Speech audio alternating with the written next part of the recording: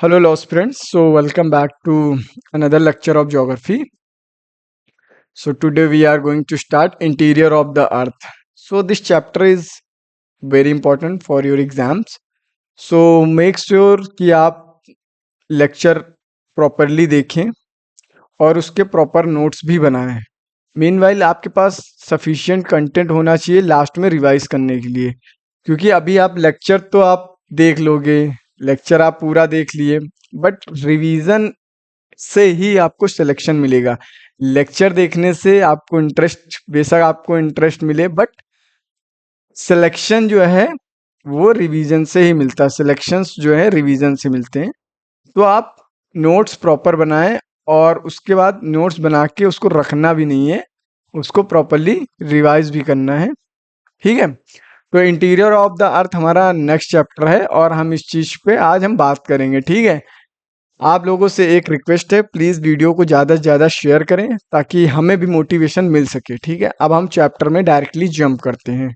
Okay, interior of the earth. ठीक है, जो अर्थ का इंटीरियर है वो सेवरल लेयर्स में डिवाइडेड इनटू सेवरल लेयर्स। ठीक है, बेस्ड ऑन किस बेस पे? केमिकल कंपोजिशन, कि उनका केमिकल कंपोजिशन कैसा है, उनमें मैकेनिकल स्टेबिलिटी कैसी है। ठीक है, और उनकी कैरेक्टरिस्टिक्स कैसी हैं। तो ये इन सब चीजों के अकॉर्डिंग अर्थ जो है सेवरल लेयर्स में डिवाइड है। ठीक है, अर्थ का इंटरनल स्ट्रक्चर जो है वो भी डिवाइड है। उसको आप जानते होंगे, crust, lithosphere, asthenosphere, mantle and outer core and inner core.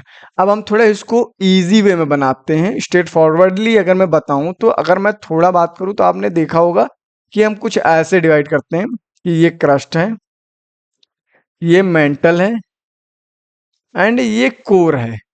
अगर हम नॉर्मल ऐसे मतलब बात करें तो ये कुछ ऐसे हम डिवाइड करते हैं बस। बट इसमें क्या होता है, कुछ चीजें ऐड हो जाती, तो उसमें एस्टोनोस्फेयर आ जाता, लिथोस्फेयर आता है, तो ये चीजें हैं। अब हम आगे उस जैसे जैसे बढ़ते जाएंगे, हम आगे वैसे वैसे चीजों को देखते भी जाएंगे। अब सोर्सेस क्या थे, कि हमें कैसे पता चला कि अर्थ का इंटीरियर कैसा था। तो सोर्स जो डायरेक्ट सोर्सेस थे, डायरेक्टली हमें कैसे पता चला कि हाँ भाई, डायरेक्टली जिन चीजों पे हमने देखा कि हाँ देखने में कैसा है, तो हम उस चीज के बारे में बात कर लेते हैं। तो सबसे पहला सोर्स था माइनिंग, सेकंड सोर्स था ड्रिलिंग एंड थर्ड सोर्स था वोल्केनिक इरप्शन। माइनिंग क्या होता है, आपने देखा होगा, माइनिंग होता है, आपने बहुत बार केजीएफ मूवी आपने देखी होगी, केजीएफ मूवी है, उसमें माइनिंग होती है। ठीक है, गोल्ड माइनिंग। तो जैसे जैसे गोल्ड की माइनिंग होती है वैसे वैसे हम क्या होता है, हम डीपर जाते हैं, अर्थ के हम डीपर चले जाते हैं। जैसे जैसे माइनिंग होती रहती है हम डीपर चले जाते हैं। तो उससे क्या होता है, हम 3-4 किलोमीटर तक डीपर चले जाते हैं, तो हम क्या देखते हैं, अर्थ का अंदर का मटेरियल कैसा है। तो उस बिहाफ पे हम जज करते हैं कि अर्थ का इंटीरियर कैसा होगा। ठीक है, ऐसे हम माइनिंग से पता लगाते हैं। ड्रिलिंग क्या होती है, ड्रिलिंग होती है, आपने देखा होगा ड्रिलिंग की होती है, ऐसे ऐसे ऐसे ऐसे एक मशीन आती है, वो ड्रिल करती है, मतलब वो एक गड्ढा करती है अर्थ के अंदर। इसको ओशियन के अंदर भी कर सकते हैं, अर्थ के अंदर भी करती है। तो ये क्या होता है, एक गड्ढा करती है, काफी गहरा होता है। तो उससे जो भी मटेरियल हम डिग आउट करते हैं, उस भी यहाँ पे हम देखते हैं कि अर्थ का इंटीरियर कैसा है। ठीक है, अब इसके आगे हम बढ़ते हैं, वोल्केनिक इरप्शन। आपको पता होगा वोल्केनो, वोल्केनो जब इरप्ट होता है तो उसका लावा जो है कुछ ऐसे इरप्ट होता है, ऐसे इरप्ट होता है। तो वोल्केनो का लावा जब बाहर निकलता है तो वो डीप अर्थ के इंटीरियर से ही निकलता है मैग्मा के फॉर्म में। तो जब वो बाहर निकलता है तो बाहर वो क्या होता है, सॉलिडिफाइड हो जाता है। जैसे ही सॉलिडिफाइड होता है तो हम उसको देख के देखते हैं कि भाई इसमें क्या मटेरियल है, कैसा। तो इन ये कुछ थे डायरेक्ट सोर्सेज जिसके बिहाफ पे हम पता लगा सकते हैं कि अर्थ का इंटीरियर कैसा है। These are direct sources, but at the same time we have some indirect sources also. Let's know about indirect sources. ठीक है, अब हम देखते हैं इनडायरेक्ट सोर्सेज कैसे थे। अब मैं अभी आपको मैंने जैसे बताया, तो ये आपकी माइनिंग है। माइनिंग में कुछ इस तरह होता है कि भाई यहाँ से अब स्टार्ट हुई माइनिंग, करते करते करते करते करते यहाँ तक हमने कर दिया। तो जैसे मैंने बताया था 3-4 किलोमीटर तक अंदर तक कर देते, उसके बाद हमें एक आइडिया हो जाता है कि हाँ अर्थ में कैसा मटेरियल है, कैसे केमिकल कंपोजिशन वाली रॉक्स मिल रही हैं, कैसा उनका मटेरियल है, कैसा, ये सब चीजें हमें उनकी कैरेक्टरिस्टिक्स पता चलती हैं, ठीक है, जब हम वो करते हैं माइनिंग। अब माइनिंग तो एक 3 4 5 किलोमीटर तक ही हो सकती है, बट ड्रिलिंग बहुत ज्यादा हो सकती है। कोला ड्रिलिंग आपने सुना होगा, सबसे ज्यादा जो है, सबसे डीपेस्ट ड्रिलिंग जो आज तक हुई है, कोला ड्रिलिंग उसे बोलते हैं।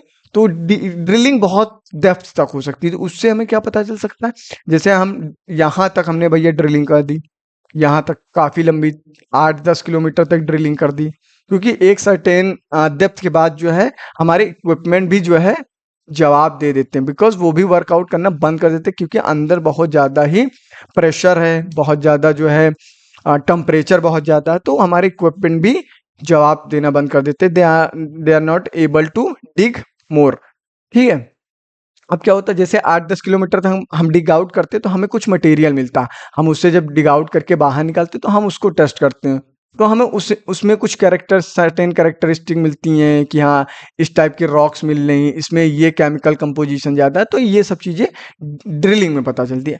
अब वैल्कानो अपने आप में भाई बहुत अंदर से इरप्ट होता है, बहुत अंदर से भाई, एक चैम्बर यहाँ होता है, यहाँ से लावा ऐसे ऐसे ऐसे ऐसे इरप्ट होता है, बाहर निकलता है, तो बाहर बहुत सारा मटेरियल निकल जाता है। जब वो मटेरियल निकल जाता है, वो जो सॉलिडिफाइड हो जाता है, तब हम उसको देखते हैं, तब हम उसकी कैरेक्टरिस्टिक्स पता लगाते हैं कि इसमें क्या क्या चीज़ें रहेंगी, कैसे चीज़ें रहेंगी। तो ये डायरेक्ट सोर्सेस थे। अब हम इनडायरेक्ट सोर्सेस पे जंप करते हैं। तो ये फोटोज हैं, आप देख सकते हैं, मैंने चीजें सिंपल बनाने के लिए फोटोज भी इसमें डाल दी हैं। ठीक है, अब हम देखते हैं इनडायरेक्ट सोर्सेस कैसे होते हैं और उसमें क्या चीजें होती हैं। तो ये कुछ इनडायरेक्ट सोर्सेज होते हैं। ठीक है, इनडायरेक्ट सोर्सेज में टेम्परेचर, प्रेशर, डेंसिटी, इन चीजों के बारे में हम जानने की कोशिश करेंगे।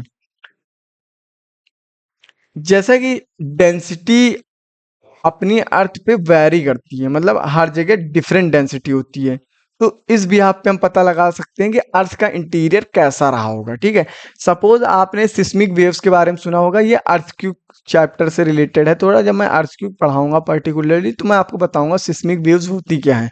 बट अभी एज ऑफ नाउ अभी हमारे पास उतना टाइम नहीं, तो अभी हमारे पास ऑलरेडी बहुत सारा इसमें पढ़ाना है, तो मैं चाहूंगा कि आप अभी इस चीज पे जाने कि वेव्स होती हैं, P wave, primary waves, secondary waves. तो पी वेव्स ये, और एस वेव और एल वेव्स, तो ये वेव्स होती हैं, तो इनको हमने बाइफरगेट किया according to their destruction capabilities. ठीक है, कि कितना डिस्ट्रक्शन वो कर सकती है, उस बिहाफ पे हमने इसको बाइफरगेट किया। तो जो पी और एस वेव्स होती हैं वो हमें अर्थ का इंटीरियर अंडरस्टैंड करने में बहुत हेल्प करती हैं, क्योंकि अर्थ जो है, अगर मैं बताऊं तो अर्थ का कुछ पोर्शन है जहां पर डेंसिटी ज्यादा है, वहां पर पी और एस वेव्स ट्रैवल नहीं कर पाती हैं, मतलब उस रीजन में ट्रैवल नहीं कर पाती हैं, तो हमें वहां पता चल जाता है कि यहाँ डेंसिटी ज्यादा है।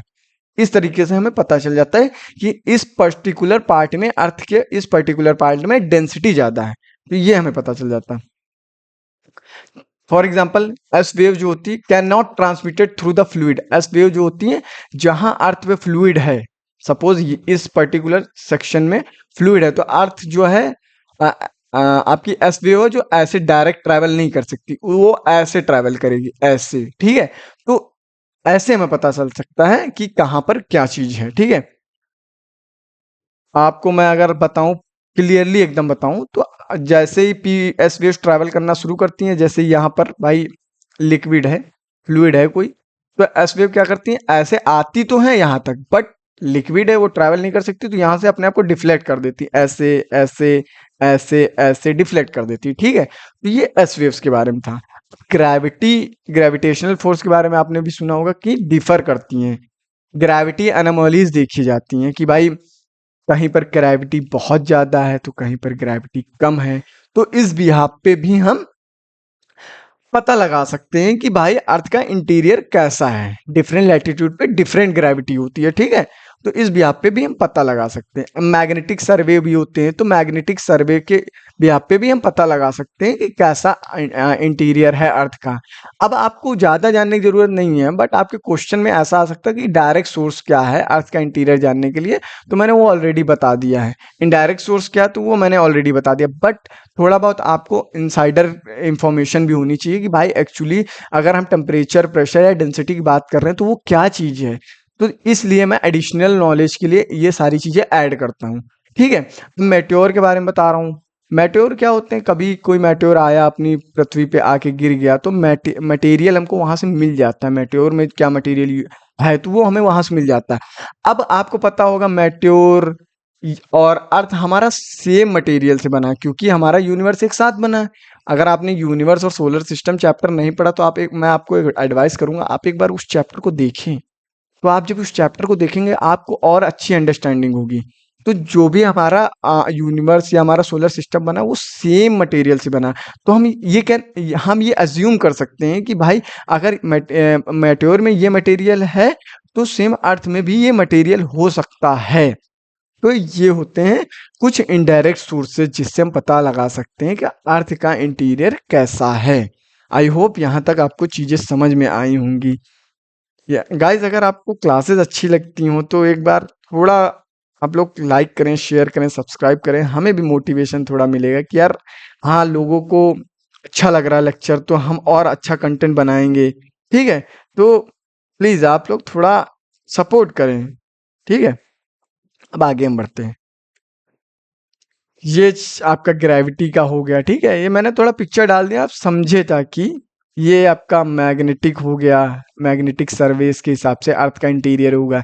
ये आपका मेट्योर हो गया, मेट्योर गिरता है तो उसका हम जब एनालिसिस करते हैं तो हमें उस भी आप पता चलता है कि भाई अर्थ का इंटीरियर कैसा रहा होगा। तो अर्थ का इंटीरियर आपको मैंने बताया कि दो तरीके से पता किया जा सकता है, एक डायरेक्ट सोर्स है, एक इनडायरेक्ट सोर्स है। इनडायरेक्ट सोर्सेज भी बाई फॉरगेट है, ग्रेविटी हो गया, ठीक है, मैग्नेटिक सर्वे हो गया, मेट्योर हो गया, ठीक है, और आपका प्रेशर हो गया, डेंसिटी हो गया। इन सब चीजें इनडायरेक्ट सोर्सेस की भी कई तरीके हैं। आपका वोल्केनिक इरप्शन हुआ, सॉरी मैंने ये डायरेक्ट सोर्स था, तो ये क्या है, वोल्केनिक इरप्शन से पता चल सकता है कि वोल्केनिक इरप्शन हुआ, कौन सा मटेरियल बाहर आया है।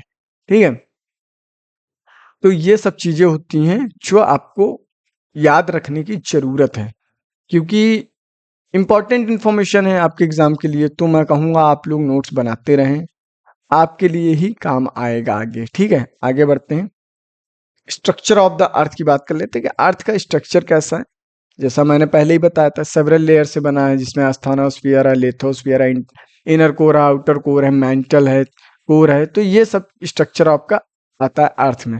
अब एवोल्यूशन क्या हुआ था, अगर आपने मेरी पहली लेक्चर पढ़ा होगा सोलर सिस्टम वाला तो आपको पता होगा कि अर्थ कब बनी थी, मीन्स अर्थ बनी थी तो सोलर सिस्टम हमारा कब बना होगा। तो सेम चीज है, मतलब आपको रिलेट करना है। सोलर सिस्टम अगर 4 पॉइंट बिलियन ईयर्स एगो बना था, मीन्स हमारी अर्थ भी उतने ही टाइम बनी होगी, मतलब 4 पॉइंट बिलियन ईयर्स एगो हमारी जो है अर्थ बनी थी। तो ये भी इंपॉर्टेंट इन्फॉर्मेशन है, तो आप इस चीज को नोट डाउन करते रहें। जो जो चीजें मैं बता रहा हूँ पर्टिकुलरली उन चीजों पे आपको इम्फेसाइज करना है, क्योंकि अगर आपको सिलेक्शन चाहिए तो मेहनत करनी पड़ेगी।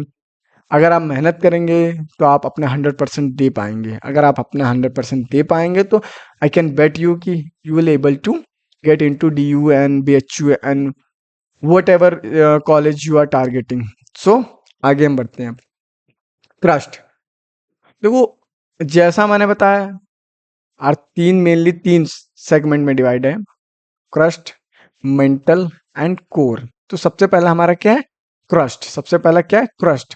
ये अपर मोस्ट लेयर होती है किसकी, अर्थ की सबसे अपर लेयर को हम क्या बोलते हैं, क्रस्ट। ये अर्थ का 1% जो है ये पजेस करती है, इसका पोजीशन है 1% अर्थ पे। ठीक है, जितना भी है ये 1% अर्थ का पोजीशन इसके पास है। अब हम देख लेते हैं कंपोजिशन कैसा है, कि मतलब क्रस्ट बनी कैसे है। तो सॉलिड रॉक से बनी है। अब आप खड़े होते हैं जब अर्थ के ऊपर तो आप फील करते हैं कि ये सॉलिड मटेरियल से बनी है। जैसा मैंने आपको स्टार्टिंग में भी बताया था सोलर सिस्टम वाले में, कि जो हमारे 4 स्टार्टिंग के प्लैनेट है वो टेरेस्टेरियल प्लैनेट बोले जाते हैं, क्योंकि उनका सरफेस जो है सॉलिड है, इसलिए उन्हें हम क्या बोलते हैं, टेरेस्टेरियल प्लैनेट बोलते हैं। ठीक है, तो ये क्या है, सॉलिड रॉक से बनी है और मिनरल से बनी है। ठीक है, अब अर्थ का क्रस्ट किनसे कंपोज्ड है, इग्नियस, मेटामॉर्फिक एंड सेडिमेंट्री। ये रॉक्स होती हैं। ठीक है, दीज आर रॉक्स। अब मैं इन चीजों का आगे आपको पूरा अच्छे से बताऊंगा, जब मैं प्रॉपर लेक्चर रॉक्स पे बनाऊंगा तब मैं इन चीजों के बारे में आपको बताऊंगा कि भाई इग्नियस रॉक्स कैसे होती, इग्नियस से ही मेटामॉर्फिक बनती, मेटामॉर्फिक से ही सेडिमेंट्री बनती। Basically this is a cycle, this is a chain. ठीक है, ऐसे एक साइकिल होता है। ठीक है, उस हिसाब से चलती है। Igneous rock such as, igneous rock के कुछ एग्जांपल हैं जैसे ग्रेनाइट, बसाल्ट।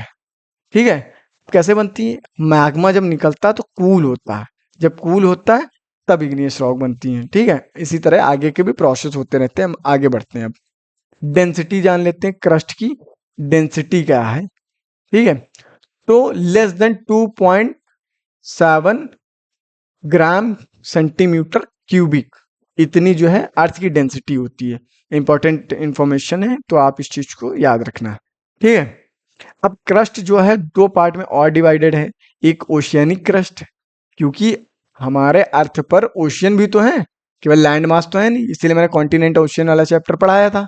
तो आपको अगर याद होगा तो उस पर आपने देखा होगा कि भाई कॉन्टिनेंट ओशियन में कि ओशियंस भी हैं। ठीक है, एक ओशियनिक क्रस्ट होती है, एक कॉन्टिनेंटल क्रस्ट होती है, दो क्रस्ट होती है हमारे अर्थ में। ठीक है, अब ओशियनिक क्रस्ट कहाँ मिलेगी? ओशियनिक क्रस्ट की बात हो रही तो वेरी ऑब्वियस है कि भाई वो मिलेगी कहाँ? ओशियंस पे मिलेगी। ठीक है, कॉन्टिनेंटल क्रस्ट कहाँ मिलेगी? कॉन्टिनेंट्स पे मिलेगी। कॉन्टिनेंटल क्रस्ट क्या, वो फ्लोट करती है। ठीक है, हायर मतलब वो फ्लोट करती है क्योंकि उसकी डेंसिटी जो है कम होती है। ओशियनिक क्रस्ट की डेंसिटी ज्यादा होती है, मतलब उसकी होती है अराउंड 3.3 सेंटीमीटर क्यूबिक के अराउंड होती है ओशियनिक की। कॉन्टिनेंटल की, ये तो ओवरऑल हम बात कर रहे हैं, तो कॉन्टिनेंटल की 2 पॉइंट समथिंग होती है, 2 पॉइंट सेंटीमीटर क्यूबिक। तो ये फ्लोट करती इजिली, मतलब भारी नहीं होती, तो ये इजिली फ्लोट करती है क्योंकि इसकी डेंसिटी ओशनिक क्रस्ट से कम होती है। ठीक है, अब आगे हम बढ़ते हैं। अब हम थोड़ा डिफरेंस समझ लेते हैं। अब एक चीज मैं आपको यहाँ पर बताना चाहूंगा कि ये डिफरेंस इंपॉर्टेंट है, क्योंकि इसमें मैंने सारी चीजें डाल दी हैं आपकी। इसमें आपका क्रस्ट का पूरा पोर्शन कवर हो गया, डिफरेंसेस भी कवर हो गए, तो ये चीज आपको बहुत अच्छे से पढ़नी है। ओशनिक क्रस्ट बनी किससे होती? सीमा, आपको याद रखना है, सीमा। वो सीमा नहीं है, ये वाली सीमा नहीं है, ये वाली सीमा आप समझे नहीं। सीमा मतलब सिलिकेट एंड मैग्नीशियम। तो आपसे ये पूछा जा सकता है कि ओशियनिक क्रस्ट किससे बनी, तो you need to answer sima means silicate and magnesium. Important information है, तो आई एम मार्किंग इट।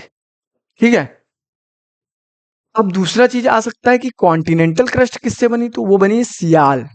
ठीक है, सियाल से बनी है। अब सियाल मतलब silicate and aluminium, silicate and aluminium. Important information है, इसको भी मार्क कर देता हूं मैं।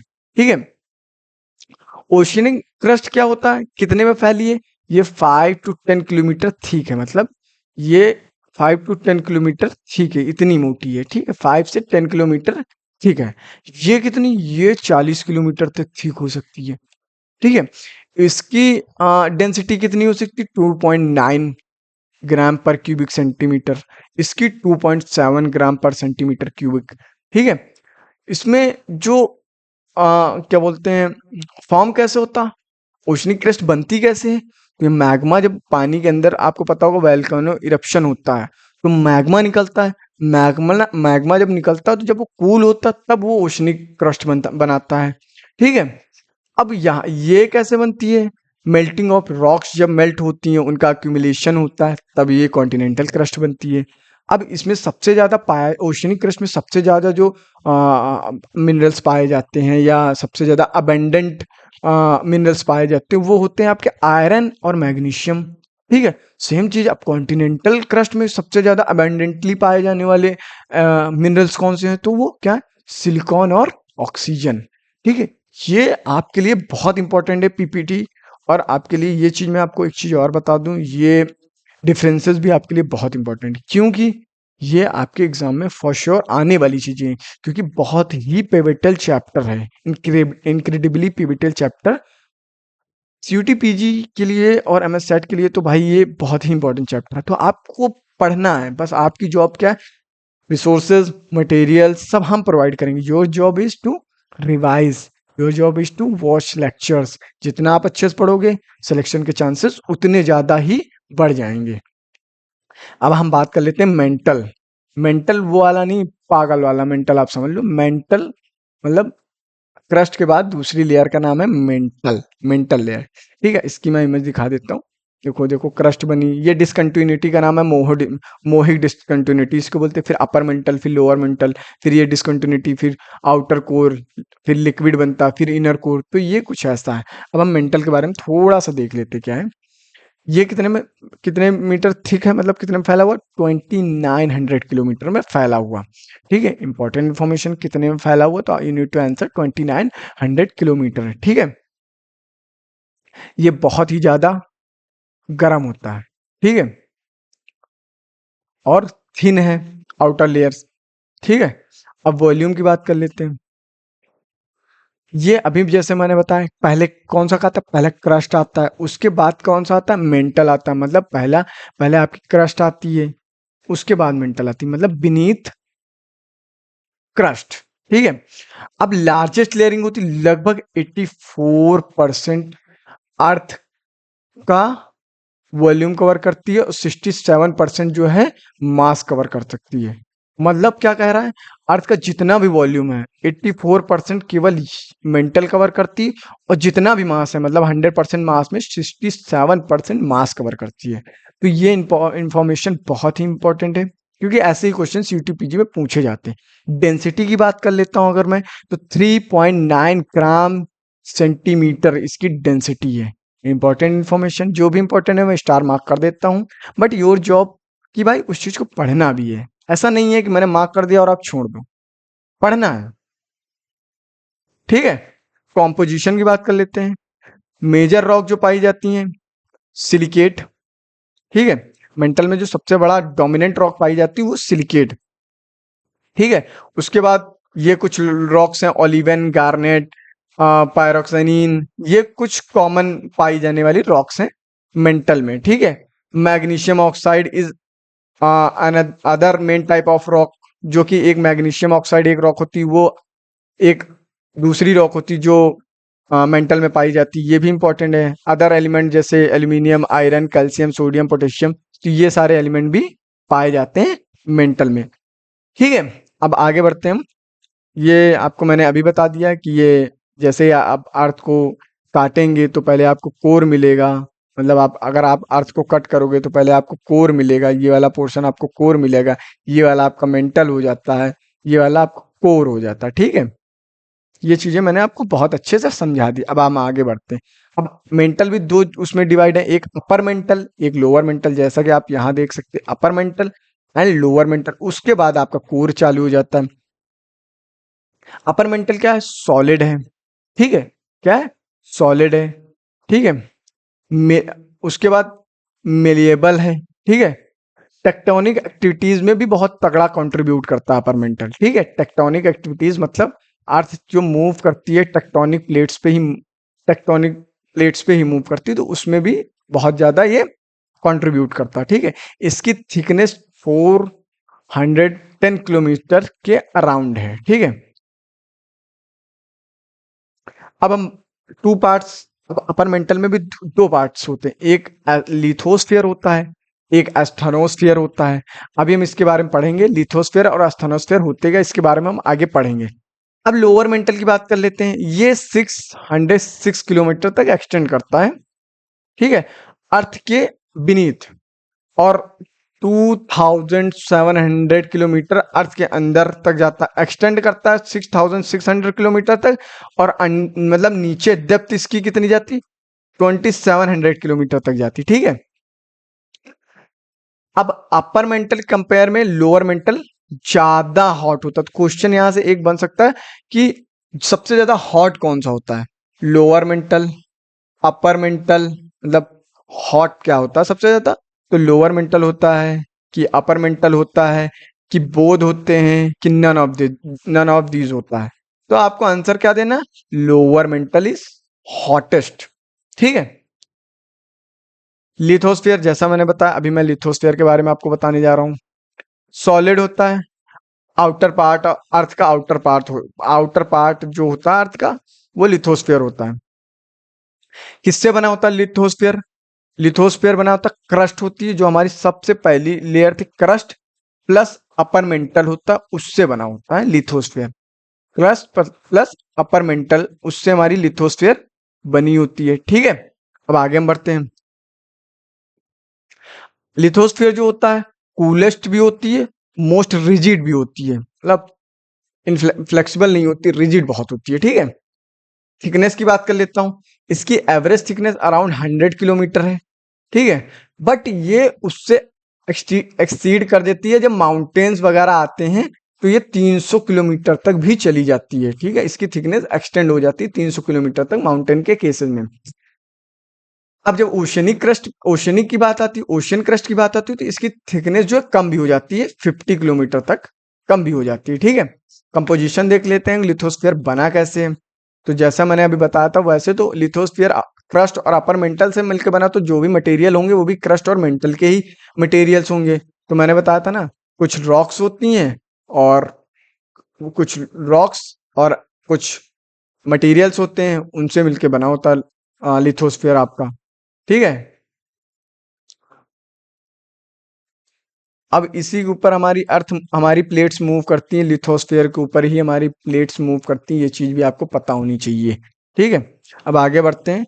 ये हमारा बायोस्फीयर है, एटमॉस्फेयर है, ये हमारा हाइड्रोस्फीयर है, ये हमारा लिथोस्फीयर है। ठीक है, एस्थेनोस्फीयर क्या होता है अब हम देख लेते हैं।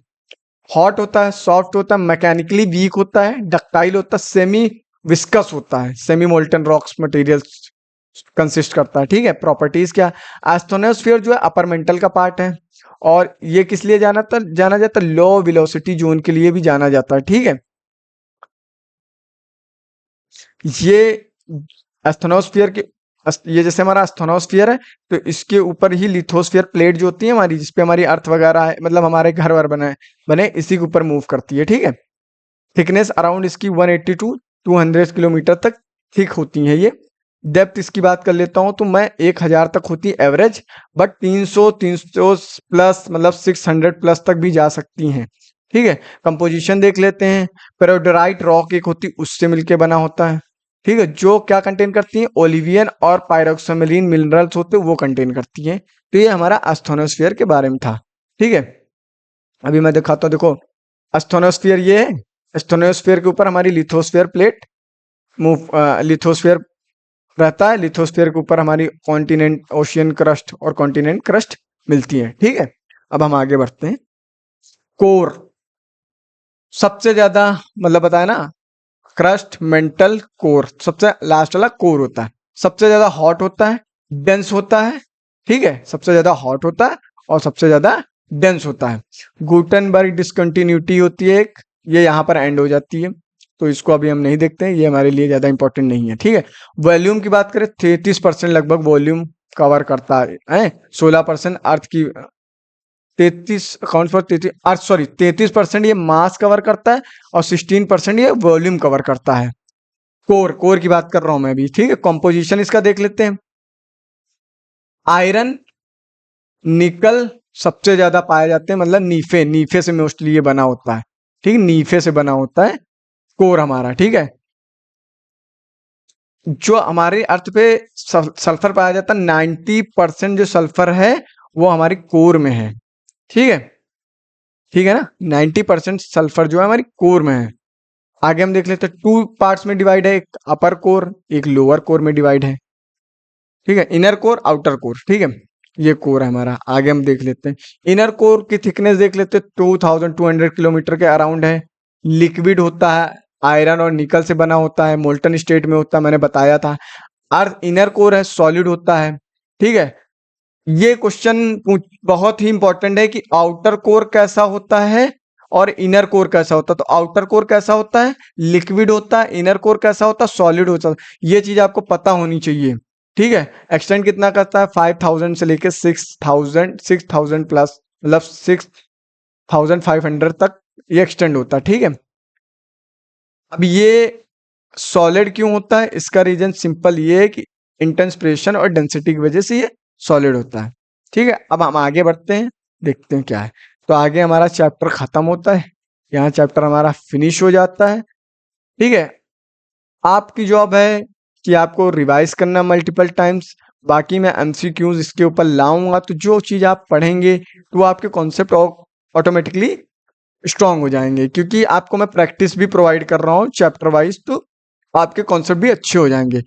Thanks for watching. अगर आपको वीडियो अच्छी लग रही हो तो प्लीज़ शेयर कर दें, सब्सक्राइब कर दें और फीडबैक ज़रूर दें। हम लोग ट्राई करेंगे इम्प्रोवाइज़ करने का। And thanks for watching, stay tuned for such kind of videos. और जल्दी हम MCQ सीरीज भी लेके आएंगे इस चैप्टर की।